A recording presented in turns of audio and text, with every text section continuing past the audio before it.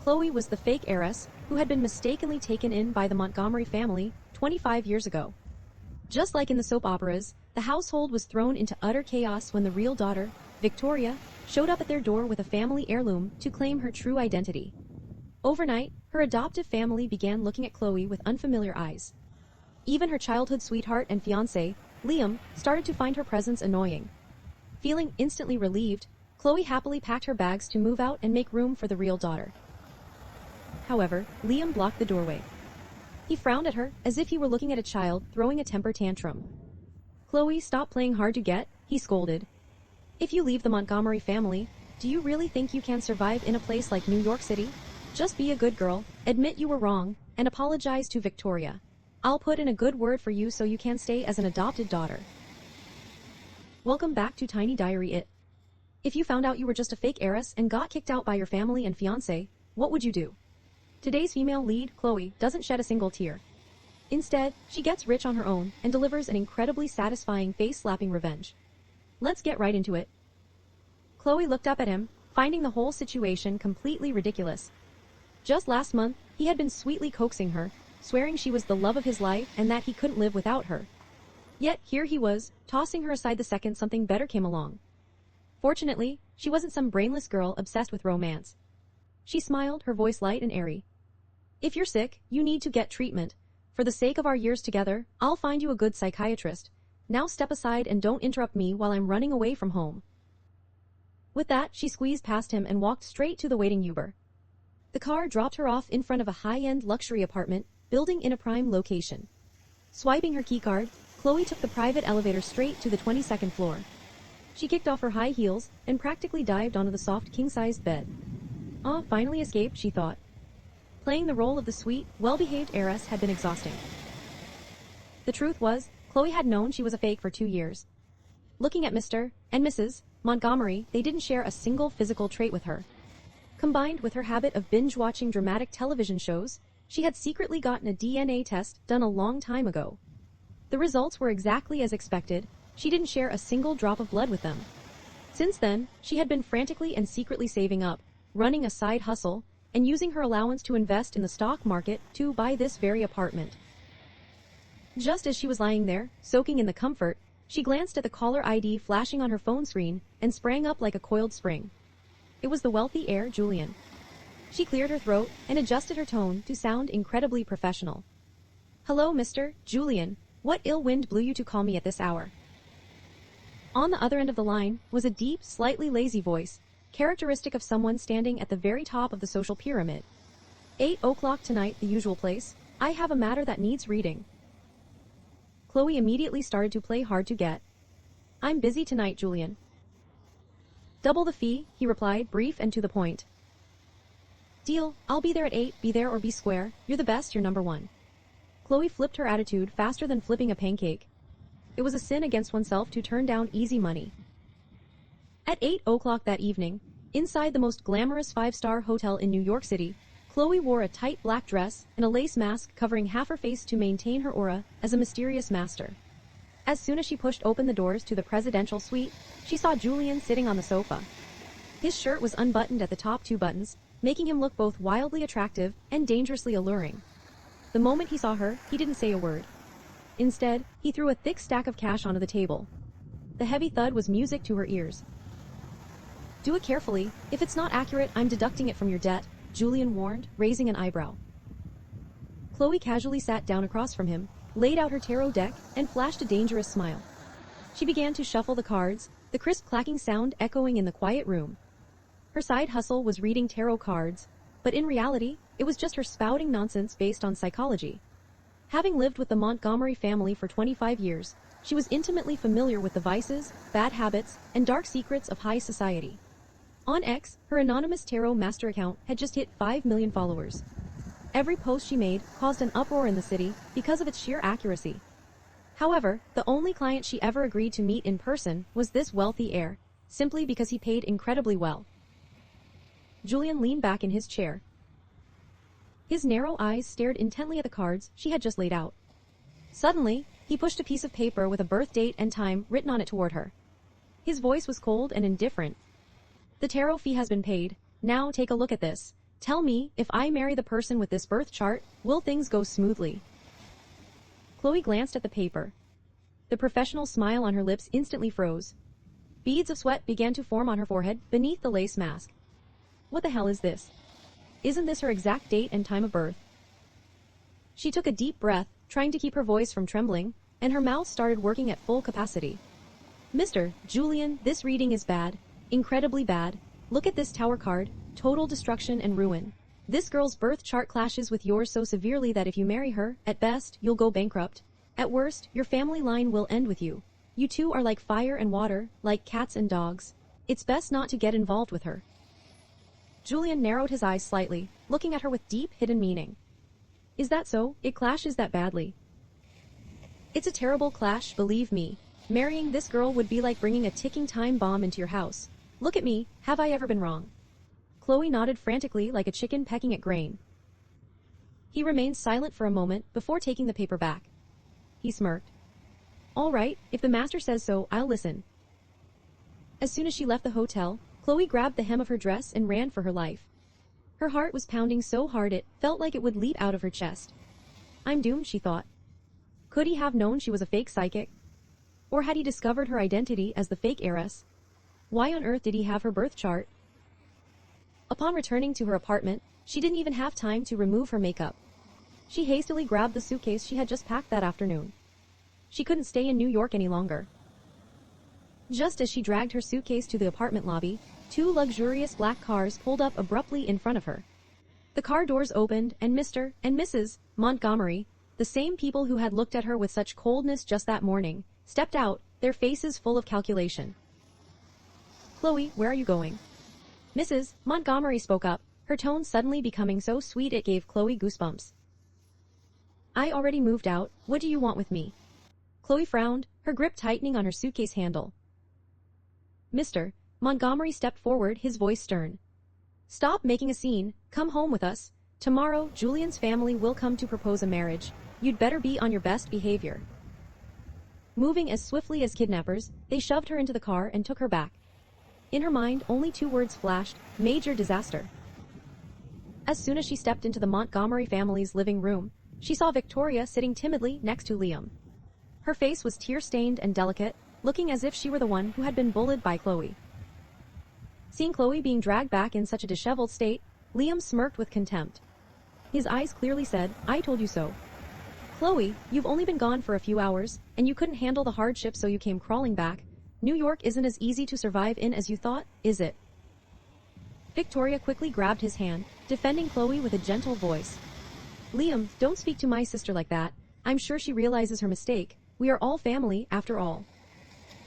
Normally, Chloe would have spat in both their faces and gifted them a few harsh insults to put them in their place. But right now, her heart was like an ant on a hot pan, and her mind was completely fraught with anxiety. She ignored the two of them entirely, staying silent and allowing the bodyguards to shove her into her private room and lock the door from the outside. The next morning, Chloe was dragged out of bed bright and early by Mrs. Montgomery. She was forced to wear heavy makeup and a silk dress, looking exactly like a porcelain doll, ready to be put on display. Downstairs, the roar of luxury car engines filled the air. Julian stepped into the Montgomery household, still carrying that same wildly attractive and arrogant demeanor. He gave her a single glance, his eyes as indifferent as if he were looking at a complete stranger. Chloe held her breath, her heart beating so fast it was about to jump out of her chest. Mr. Montgomery smiled sycophantically. Mr. Julian. This is my daughter, Chloe, Mr. Montgomery introduced. Julian took a sip of tea, his deep voice carrying through the room. I know. My grandmother asked a master to look at the birth charts of all the young ladies in this upper-class circle. Only Miss Chloe's birth chart is extremely auspicious and highly beneficial to her future husband. Marrying her won't just make our family prosper, but it will also guarantee I live to be 100 years old. What did he mean by extremely auspicious and beneficial to her husband? Just last night, Chloe had confidently predicted that his family line would end. Before she could fully digest the absurdity of this claim, Julian leisurely set his teacup down and dropped another bombshell that left the entire Montgomery family stunned. However, there is one thing. My grandmother is very superstitious. She insists that before the wedding, the bride must move in with my family for a period of time to cultivate her energy. This is a long-standing tradition of ours, and I hope you two can understand. Tradition, my foot. Chloe had lived in New York for 25 years and had never heard of such a bizarre custom. He was clearly just trying to kidnap her to settle their old score. Yet Mr. and Mrs. Montgomery acted like they had just struck gold. Their eyes lit up brighter than high-beam headlights, and they nodded frantically like pounding mortars. Of course, please go ahead, Mr. Julian. She's also very eager to show her respect to your grandmother. Chloe glanced at Victoria, who was so furious that her face was as red as a ripe tomato. Her nails were probably digging deep into her palms. As for Liam, standing next to Julian suddenly made him look incredibly short and pathetic, literally like an ugly duckling next to a proud swan. Seeing his face turn as dark as the bottom of a pot upon realizing his ex-fiancée was about to become someone else's wife, Chloe couldn't help but feel a little thrill of pleasure. Getting into Julian's car, Chloe sat as still as a statue. Both her hands were placed squarely on her lap, and her head was bowed so low it almost touched her knees. Throughout the entire ride, Julian didn't say a single word, only occasionally flipping through the stack of documents in his hands. That silence was even more terrifying than being yelled at. As soon as they stepped into his mansion, he signaled for all the servants to leave. Julian leisurely walked upstairs, and Chloe, like a little sheep being herded into a pen, trotted obediently after him. The moment they entered the bedroom, he turned around and slammed the door shut. Startled, Chloe took a step back, intending to flash a polite, customer service smile, but Julian had already closed the distance between them. He slammed his hand against the door, trapping her and pressing his face dangerously close to hers. The smile on his lips was incredibly menacing. Well done, Chloe. You actually had the audacity to tell me to my face that marrying you would end my family line, huh? Chloe choked, beads of sweat starting to pour down her face. Mr. Julian, I don't know what you're talking about. Drop the act, anonymous tarot master. He pulled out the lace mask she had dropped the night before in her rush to leave the hotel and dangled it in front of her eyes. It turns out you not only have a smart mouth, but you also have nerves of steel. You dared to scam me out of my money, and you even dared to curse me with bankruptcy. Chloe was utterly speechless. Her usually argumentative mouth was now glued shut. Julian smirked, his deep voice full of threats. Now, you have two choices. 1. Obediently sign the marriage papers and use this extremely auspicious life of yours to break my curse of ending the family line. 2. I will sue you for fraud and embezzlement, plus defamation against my reputation. With the amount of money you've scammed from me all this time, it should be enough for you to sit behind bars until Victoria gives birth to her first child. Chloe looked at him, then thought about the prospect of going to prison, her heart aching terribly. Well, in for a penny, in for a pound. If you put it that way, I'll marry you. I'll marry you, all right? But let me be clear, the bride price can't be a single cent short, and you're not allowed to deduct it from my tarot reading fees. Julian burst out laughing, looking at her like she was an amusing piece of prey. Fine, let's see just how sharp this mouth of yours is when you become my wife. It was truly a case of getting exactly what she wished for. Just after dropping his terrifying threats, Julian packed his bags and flew to Europe for a business trip the very next morning. She heard the butler say he had gone to negotiate some $10 billion project and would be gone for at least a week. Honestly, Chloe didn't feel like she was losing out. He was handsome and wealthy, and being the young madam here wasn't exactly a hard life. So be it. If life forced her to fall into a diamond mine, why would she try to climb out? She might as well mine it for all it was worth. She woke up at 11 in the morning, lounged on the sofa watching romantic soap operas in the afternoon, and rapidly added items to her online shopping cart on her phone. At night, she soaked in a bathtub filled with rose petals, marveling at how beautiful life was. While she was lying there with a face mask on, her phone pinged. There was a new message sent to her anonymous tarot master account on X. She opened it and saw an avatar of a pure white lotus flower, along with the username Pure Victoria, catching her eye. She didn't even need to read the cards to know who it was. It was her dear, authentic sister, Victoria. The content of the message reeked of fake innocence. Master, please help me with a reading. I am the true heiress of a wealthy family, but my position is being occupied by a fake. She is about to marry the most powerful man in New York City. I want to ask, do I have any chance of kicking her to the curb and taking her place? After all, I am prettier and a much better match for him. Chloe nearly choked on the sip of orange juice she was drinking. Well, this little sister is quite ambitious, isn't she? She not only wanted to return to the Montgomery family, but also wanted to snatch her sister's fiancé. Since Victoria was so ambitious, Chloe decided to conveniently test her fake husband's character while simultaneously playing a trick on her ex-fiancé. Hee hee. She adjusted her tone to sound incredibly mysterious in her reply. Benefactor, I just drew the lover's card, but in the reversed position. This indicates that you do have a destined connection with that powerful man, but an old karmic debt is blocking your path. Karmic debt? Do you mean that fake heiress? Pure Victoria replied. No, it is the man currently by your side. He has features that block wealth, and his narrow forehead signifies narrow-mindedness. Sticking with him will completely cut off your romantic luck. If you want to step into the most prominent wealthy family in New York, you must decisively kick that burden away, then launch a direct attack on your big target. The colder a man is on the outside, the more he craves passionate seduction on the inside. The other side went silent for a moment, before replying with a message full of determination. You are right, master. My current fiancé is truly useless, and his family is even facing financial difficulties. Thank you, master. I know what I must do. Chloe turned off her phone and rolled around on her bed, laughing. It was so incredibly satisfying. She lay with her arm resting across her forehead, calculating her next move. Victoria might be short on brains, but her looks were truly no joke. If she dressed sexily and flaunted herself in front of Julian, who knew what could happen? This was setting up to be a classic satisfying face-slapping drama, and the best show of the night. On the day of Victoria and Liam's engagement party, Chloe wore a dazzling red dress with a sky-high slit and sharp, striking makeup. As soon as she stepped into the banquet hall, she experienced the true meaning of enemies crossing paths on a narrow road. Somehow, she immediately bumped into Liam, who was standing there greeting guests. Seeing her, his face changed color. He hurriedly pulled her into a secluded corner, his voice full of warning mixed with a bit of cheap smugness. Chloe, what are you doing here? I'm warning you, today is my and Victoria's big day. Don't go making a scene just because you're jealous and still hung up on me. Even if you dress up gorgeously to get my attention, I still won't get back together with you. If you know what's good for you, give us your blessing and leave. Chloe looked at his overly confident face and couldn't hold back a burst of laughter. She laughed so hard she had to double over, tears streaming down her face. Young Master Liam, are you delusional? Do you think you're some Hollywood heartthrob that I'd be pining over? Even a dog would be disgusted by your personality, let alone me longing for you. Humiliated and furious, he stormed off. Suddenly, a warm hand wrapped around her waist, supporting her body that was trembling with laughter. The familiar scent of sandalwood filled her nose. Chloe looked up and met Julian's deep, intense gaze.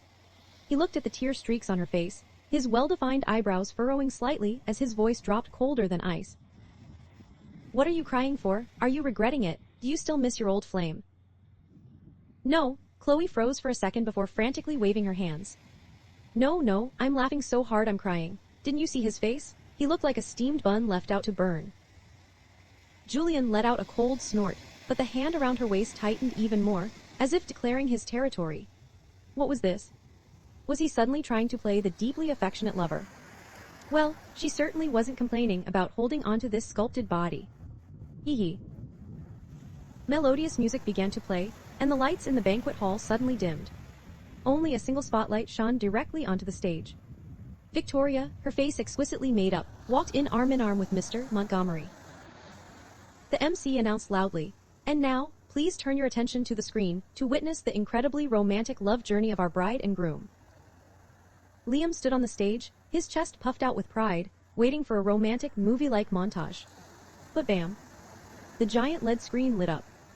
There were no flowers, no candles, and no scenes of them holding hands strolling along the beach. Instead, it showed a video of Liam holding a strange woman in a dimly lit bar. The two of them were making out aggressively, looking as if they wanted to devour each other. The entire banquet hall fell dead silent. Then, whispers and gossiping erupted like a shattered beehive. Oh my God, is young Master Liam really that wild? Playing this at their engagement party, the Montgomery family is completely humiliated. The color drained completely from Liam's face. He waved his arms frantically, panicking. Turn it off right now. Who did this? Who is trying to frame me? Standing next to him, instead of panicking, Victoria put on a mask of ultimate agony. Covering her mouth with her hand, she sobbed, Liam, how could you do this to me? I trusted you, yet behind my back you. Having said her piece, she threw her bouquet to the ground, turned around, and ran off, leaving Liam standing all alone on the stage as an absolute laughingstock for everyone to see.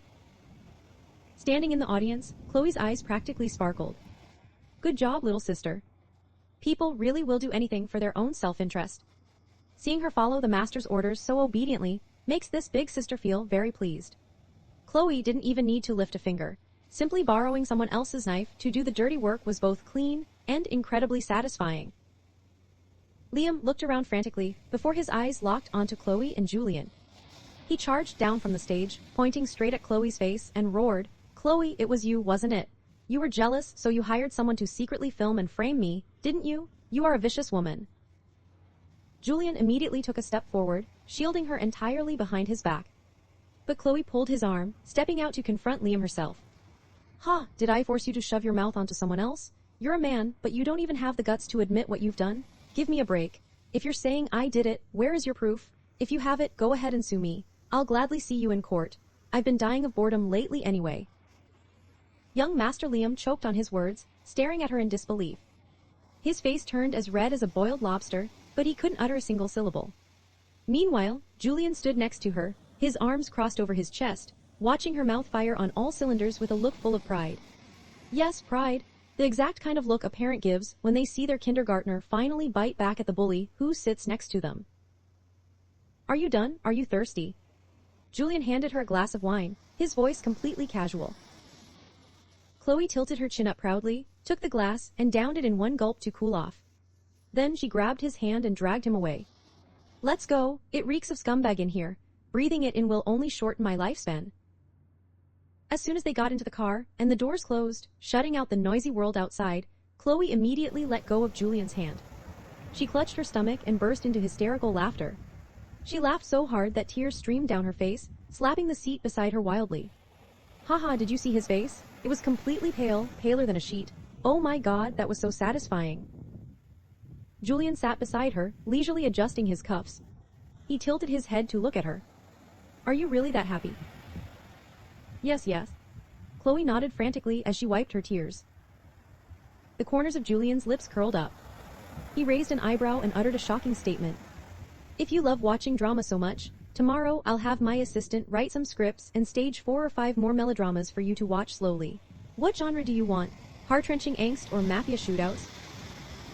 Chloe's facial muscles twitched, and her smile vanished instantly. She looked at him as if he were an alien.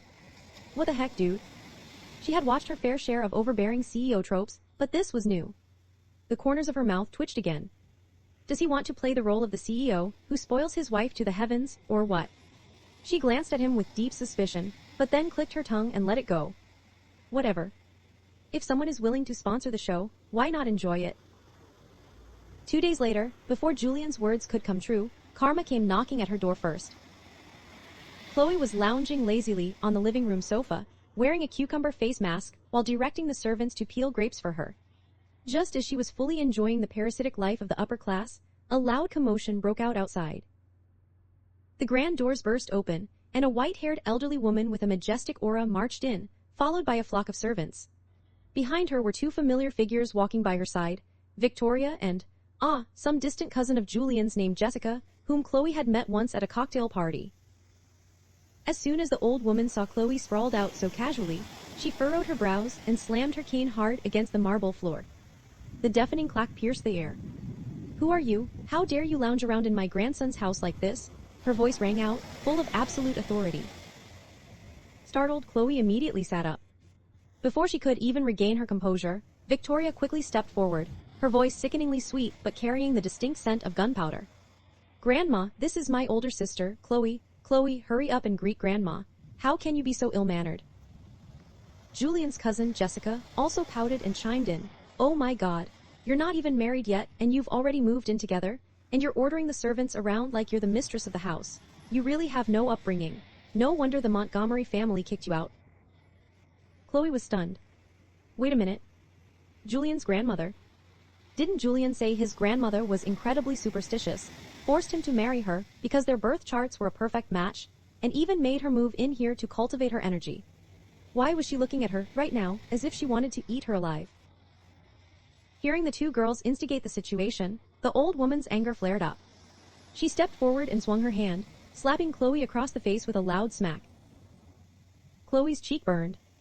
She stared at the old woman in pure shock, holding her face. "You shameless girl," the grandmother scolded. "Our family has strict rules and traditions. We do not accept the kind of unwed daughter-in-law who shamelessly moves into a man's house before marriage like you. Get out of here right now." A loud explosion went off in Chloe's head. Julian lied.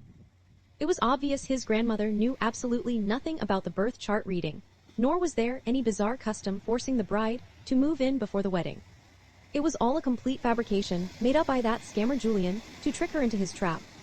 He actually dared to play her like this.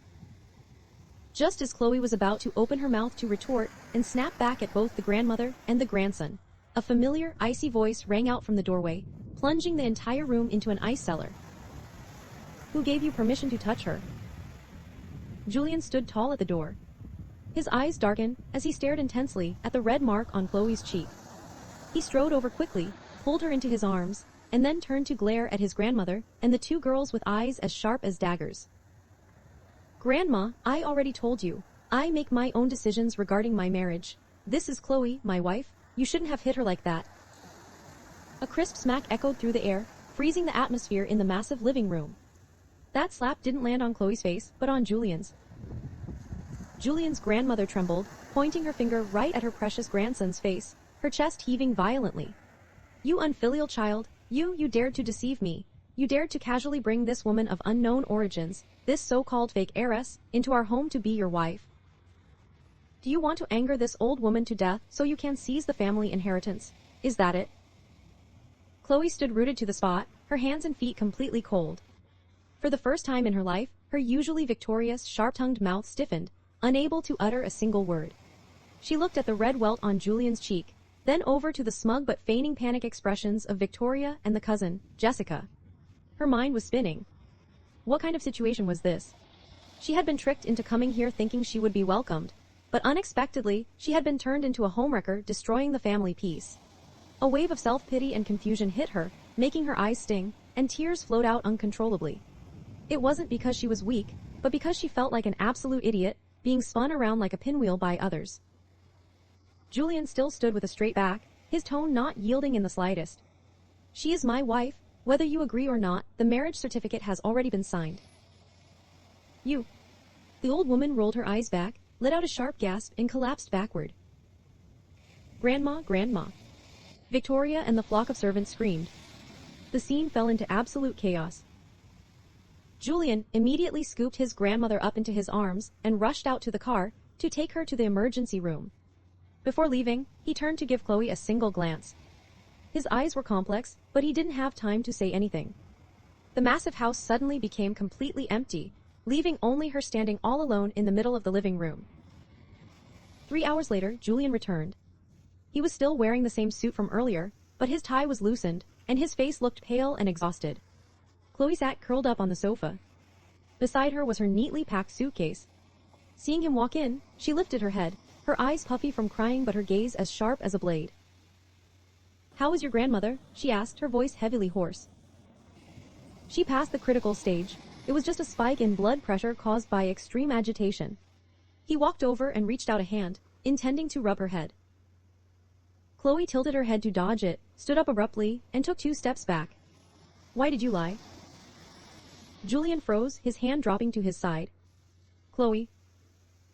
"Don't say my name," she screamed, tears threatening to spill out again. "You said your grandmother was superstitious. You said she liked my birth chart. You said it was your family's tradition to move in before the wedding. It was all a lie. She hates me. She views me as a fake heiress, as someone utterly unworthy. Why did you trick me into coming here? To piss her off? Or to turn me into a laughingstock for the whole world to see?" Chloe took a deep breath and grabbed her suitcase. "The play is over, Mr. Julian. I'm not playing anymore. I may be greedy for money, but I don't sell my self-respect." She decisively dragged her suitcase straight toward the door, but before she could take 2 steps, her wrist was tightly gripped by a powerful force and yanked roughly backward. Her entire body slammed against his rock-solid chest. "Let me go," she struggled. "You can't leave." Julian roared, his voice echoing throughout the room. His usual calmness had completely vanished. "You are my wife. Where do you think you're going?"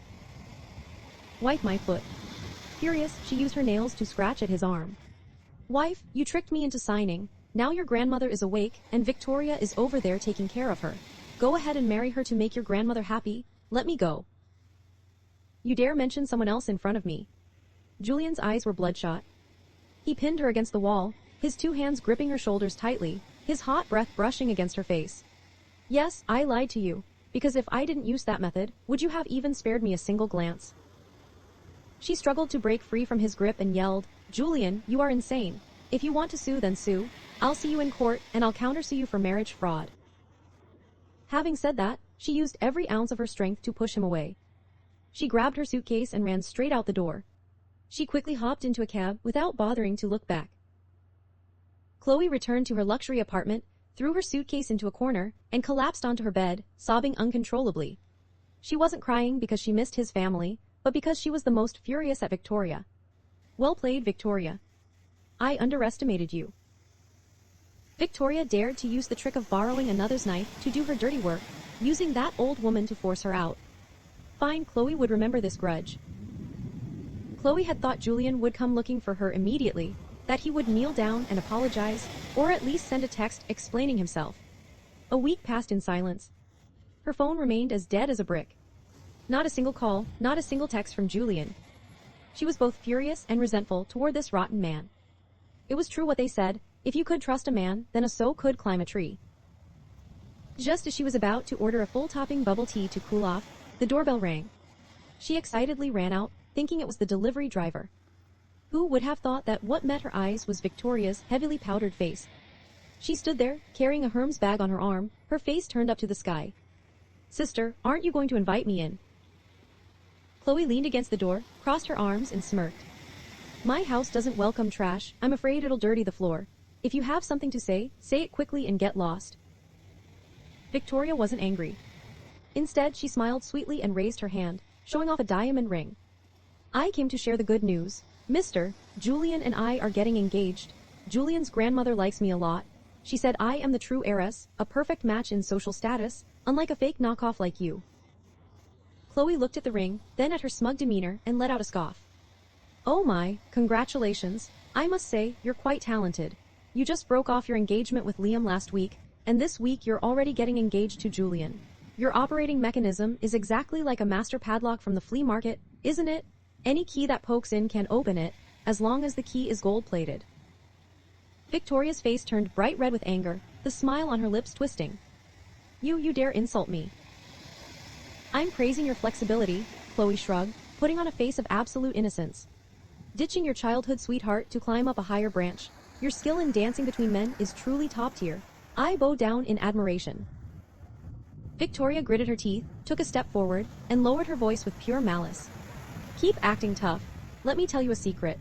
Did you think I naturally found my way back to the Montgomery family? It was Julian's people who helped me. He knew early on that you were a fake. He hated you for stealing someone else's place all these years, so he secretly helped me return just so you would have to leave empty-handed and utterly humiliated. She smiled triumphantly. How is it? Does it hurt to be stabbed in the back by the person you love the most? He never loved you at all. Everything was just a play to get revenge on you. Hearing this, not only was Chloe not shocked, but she burst out laughing. She laughed so hard she had to clutch her stomach, tears streaming down her face. What are you laughing at? Are you crazy? Victoria panicked and took a step back. Chloe wiped her tears, looking at her like she was a complete idiot. Victoria, oh Victoria, are you just too naive, or did you pawn your brain for cash? Do you really think Julian has so much free time that he'd play private detective for you for free? She stepped closer, poking her finger against Victoria's forehead, emphasizing every single word. In this lifetime, I might lose to Julian when it comes to having a thick skin, but when it comes to scheming, you are way too green. The person who helped you regain your identity, the person who sent anonymous clues about the family heirloom to you, the person who pointed the way and guided you back to the Montgomery family. That was me. Victoria was stunned, her eyes widening to their limits. You, what did you say? Me, Chloe patted her cheek. I was the one who secretly arranged for your return. Did you think I was desperately clinging to that heiress position? Not at all. I was completely sick of the fake Mr. and Mrs. Montgomery, and I was sick of that loser Liam. I brought you back so you could take out the trash for me, so you could marry Liam in my place. Who would have thought you were so greedy that you'd want to swallow Julian whole too? But anyway, thank you. Thanks to your return. I got my freedom early. Watching Victoria's face turn from white to green, then to purple, Chloe felt an unprecedented rush of satisfaction. What's wrong, Shock? So don't be so smug thinking Julian loves you or is helping you. In his eyes and mine, you are just a pawn. No, just a cleaning tool to take out the trash, dear sister. Chloe winked, then slammed the door right in her face. Bang. Outside, she could hear Victoria's piercing shriek. As for Chloe, she leaned her back against the door, the smile on her lips vanishing completely. She talked a good game, and it was indeed satisfying, but was Julian really not coming to look for her? Was he actually planning to get engaged to that girl? Right at that moment, the doorbell rang urgently again. What now? Hasn't she been scolded enough? Chloe irritatedly yanked the door open. However, this time, the person standing outside wasn't Victoria, but a tall, imposing figure. It was Julian, but not the impeccably handsome, sharply dressed wealthy heir she was used to seeing. Right before her eyes, he was wearing a baggy blue and white striped hospital gown. On his feet were cheap plastic hospital slippers, and a patient ID bracelet was still wrapped around his wrist. His hair was a messy nest, his face was pale, and he was panting heavily as if he had just run a marathon. Julian. Chloe stammered, her mouth hanging wide open in shock. What happened to you? Julian didn't answer immediately. He squeezed past her and walked straight into the apartment like it was his own, clutching his chest and coughing violently as he walked. Water, please get me some water. My throat is entirely parched. Chloe hurriedly closed the door and poured him a glass of water. Julian downed it in one gulp, then let his body free fall onto her plush sofa, letting out a deep sigh of utter satisfaction. I'm alive again. Chloe stood before him, hands on her hips, tapping her foot impatiently against the floor. Explain yourself right now. Where the hell have you been dead for the past week? How did you end up in this state? Julian looked up at her, his eyes shimmering with a pitiful look, though Chloe knew full well he was just acting. Wifey, it's been miserable. My grandmother locked me up. She had 20 bodyguards watching me 24/7. They confiscated my phone and cut off all communication. I wanted to climb the wall, but it was too high, and there were electric wires. Then how did you get out here? Chloe narrowed her eyes in suspicion. He smirked, the smug look of a sly old fox returning to his face. I had to use a bitter trick. This morning, I pretended to have a seizure, foaming at the mouth, eyes rolling back in my head. I acted so well that even the family doctor panicked and had me rushed to the emergency room. Once at the hospital, I used a bathroom break to knock out the bodyguard watching the door and sneaked out through the window. Chloe's jaw dropped as she listened. The grand CEO of a multinational corporation, the wealthy heir of New York City, actually stooped to faking a tantrum and feigning illness just to sneak out of the house and chase after a girl. You are truly out of your mind. Julian suddenly sat up straight, patting the empty spot next to him. His tone shifted to being serious, mixed with a hint of whining. Chloe, I am homeless now. My grandmother declared that if I stepped foot out of that door to find you, she would erase my name from the family register, freeze all my bank accounts, and kick me out of the family entirely. He spread his arms wide, bearing an expression that said he had accepted his fate. Right now, I don't have a single cent to my name, no phone, and my only clothes are this hospital gown. I've lost everything because of you. Chloe blinked, unable to digest all this information fast enough. So, what are you trying to say? Julian leaned back against the sofa, propped his feet up on the coffee table, and flashed a shameless smile. What I mean is, you have to take responsibility. You're rich, aren't you? You're a self-made wealthy woman. You have to be my sugar mommy. From now on, I will live here as your little kept husband. 3 meals a day and warm clothes are enough. I'm very easy to take care of. Chloe was speechless. Her satisfying, strong female lead script of slapping the face of a fake innocent girl had somehow suddenly derailed into a trope, where an overbearing CEO turns into a beggar asking for a sugar mommy. Her life was officially turned upside down. No matter how much she cursed at him and tried to kick him out. And so, that arrogant wealthy heir shamelessly stayed at Chloe's house for 3 whole months. From CEO Julian, he had now become a certified servant. In the morning, he woke up early to go grocery shopping. At noon, he wore a Hello Kitty apron to cook. In the afternoon, he mopped the floor and washed the dishes until they squeaked clean. Most notably, every time she live-streamed her tarot readings, he would sit beside her wearing intellectual gold-rimmed glasses, his hands clicking away on a calculator to confirm orders and calculate her revenue. Wifey, today's profit is $500,000. Minus the electricity, water, and grocery bills, you have $480,000 left, he announced. Chloe crossed her arms, her face cold. Julian, stop acting. Why do you keep clinging to me? Tell the truth, or else I'll sue you for trespassing and sexual harassment. Julian looked at her. The playful look in his eyes gradually faded, replaced by his familiar, deep intensity. He let out a sigh. You still not believe that I like you? I don't, she replied decisively. You and I are like fire and water. Whenever we meet, we argue. What's there to like? Do you remember the love letter tucked inside your 10th grade math textbook? Chloe froze. A love letter? 10th grade math book.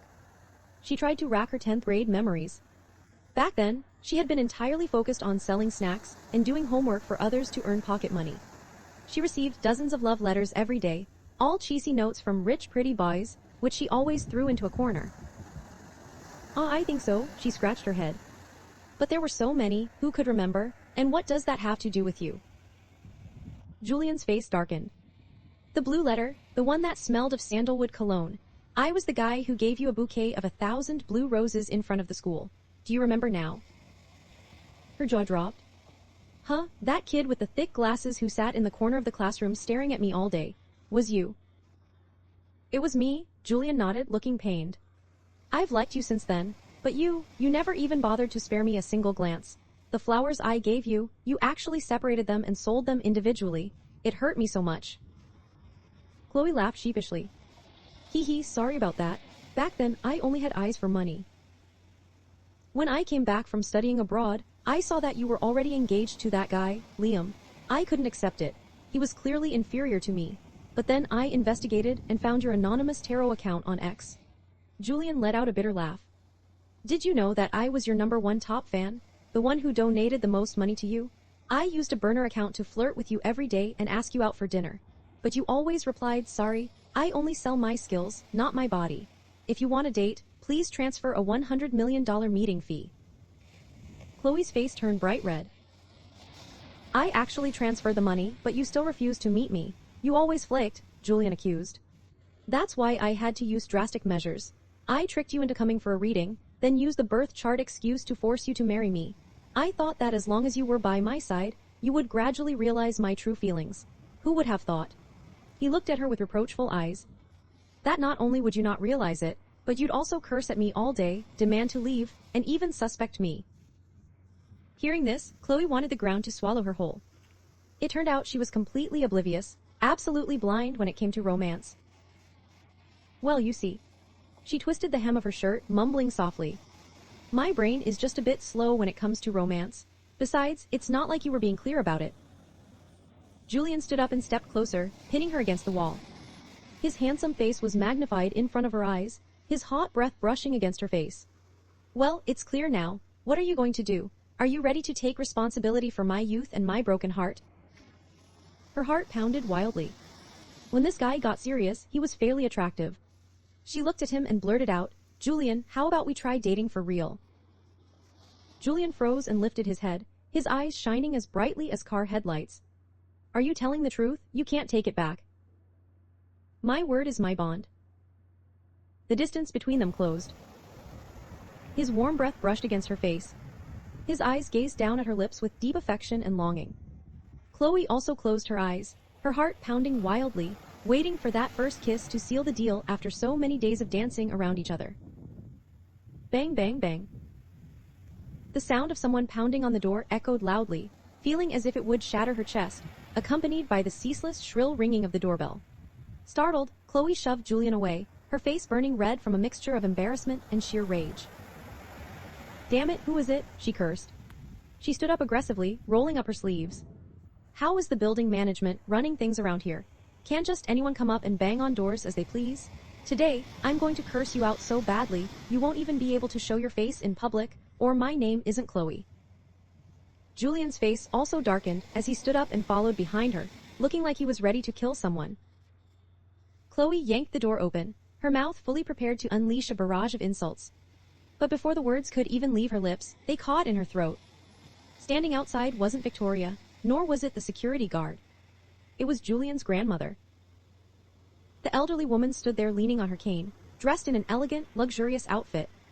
Behind her stood 2 rows of bodyguards wearing black sunglasses, carrying all sorts of extravagant gifts, premium bird's nest and high-grade ginseng stacked as high as a mountain. Chloe froze, cold sweat breaking out on her forehead. It's over, she thought. His grandmother is here to demand her grandson back. She definitely knows her precious grandson has been acting as my servant, so she's come to execute me. Acting on pure reflex, she took a step back and tried to slam the door shut, but the old woman was quick and blocked the door with her hand. The grandmother looked Chloe up and down, then shifted her gaze to Julian. Chloe squeezed her eyes shut, waiting for the incoming wrath. But to her surprise, it didn't come. You little brat, the old woman scolded, though her tone was full of loving reproach. What took you so long, huh?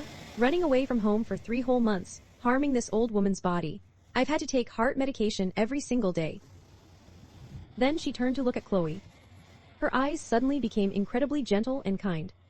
She shoved a green jade jewelry box into Chloe's hands. And you, my granddaughter-in-law, how much longer are you two going to keep dancing around each other? When are you going to give me a great-grandchild to hold, huh? I've been waiting so long I'm about to drop dead. Chloe froze for a solid 5 seconds. Huh. What did she mean, granddaughter-in-law? What did she mean, give her a great-grandchild? Didn't she hate her guts? Didn't she slap Julian for bringing her home? Oh my god, that sly old fox Julian. He tricked her. Standing beside her, Julian saw Chloe's dumbfounded expression and burst out laughing. He wrapped his arm around his grandmother and gave her a mischievous wink. Grandma, you overacted. I told you to slap me lightly. You slapped me so fiercely, if you had scared Chloe, my heart would have ached. The old woman gave him a loving glare and tapped his leg with her cane. You little rascal, if I didn't act realistically, do you think this smart girl would have believed it? Chloe stood between the two of them, her mind spinning like a top. It turned out this whole thing was a staged play. The script was written by director Julian, and his grandmother was the ultimate best supporting actress. Julian, Chloe roared. She grabbed a throw pillow from the sofa and hurled it straight at his face. You lied to me again. You think I'm some monkey in a circus. Julian caught the pillow and shamelessly stepped closer. His tone was a mix of fake grievance and absolute pampering. Wifey, I'm innocent. Just look at yourself. You are head over heels in love with money. In your eyes, there are only numbers and stock tickers. I flirted with you for so long, and you never even paid attention. I gave you flowers and you sold them.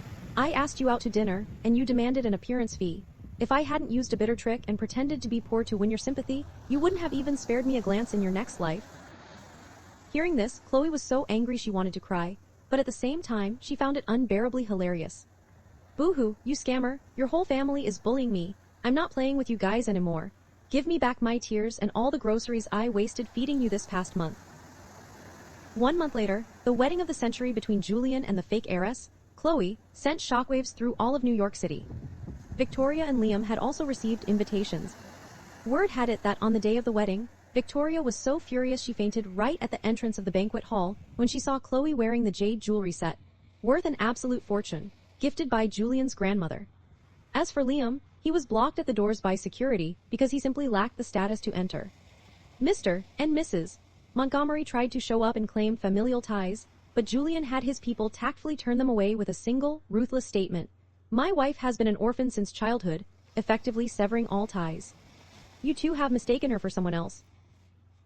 During the ceremony, Julian held the microphone, gazing passionately at Chloe. Thank you for coming into my life. Whether you are a real heiress or a fake one, in my eyes, you will always be priceless. As long as you are happy, my money is yours and my life is yours. Chloe held her microphone, returning a radiant smile. Thank you for being so thick-skinned and never letting go. Your money is my money, that goes without saying. As for your life, you'd better keep it safe so you can continue making money to support me for the rest of our days. The entire hall erupted in thunderous applause. Chloe looked at Julian, thinking to herself, well, accidentally marrying a sly old fox of a husband who also happens to be filthy rich. I guess that counts as a special talent of mine, too. The end. So satisfying, right, guys? As you can see, fancy titles and family wealth can be taken away in a flash, but no one can ever steal your capability and independence. Becoming your own boss is the best kind of clapback. See you next time.